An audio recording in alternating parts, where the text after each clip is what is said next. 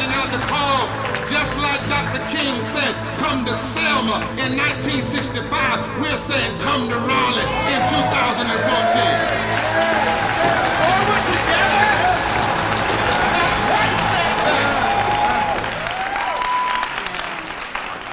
So I work with a lesbian, gay, bi, trans organization in the South, and sometimes when we talk about gay marriage and gay rights, it gets a little tense. And sometimes when it gets tense, what we say is, well, it's all the same, right? Gay rights and racial justice and immigration, they're all the same. We're all the same, so we don't have to talk about it. Well, we're not all the same, and that's a beautiful thing.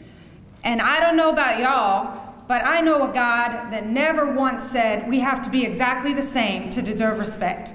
I don't need to know your experience to know that you deserve to live your life, that you came to live it.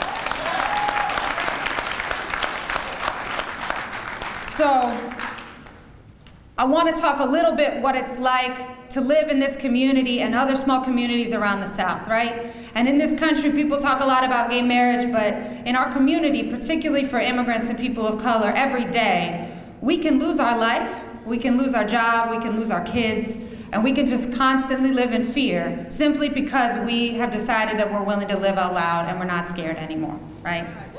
So I invite you to consider that in a place like a lot of parts of North Carolina, there are a lot of people living in the shadows and in fear.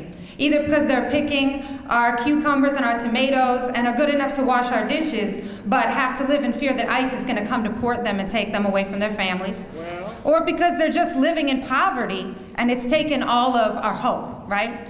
Or because they're so afraid that they're going to lose their family or their church or their community simply because they come out as who they are. So I invite us to think about the possibility of living inside beloved community, which we know is the dream of a man far, far greater than I would be to even bring his message, but to think about what does that look like in the 21st century? So every time we have an opportunity, for those of you who are teachers, for those of you who are community leaders, every time you create welcome for a child, you lessen the possibility that that kid who's at risk for suicide because they're LGBT is going to take their own life. And every time you welcome a couple or a family, you have no idea how much it changes our reality of this place. So thank you so much for being here, and thank you so much for being open to think about all the issues that affect our communities.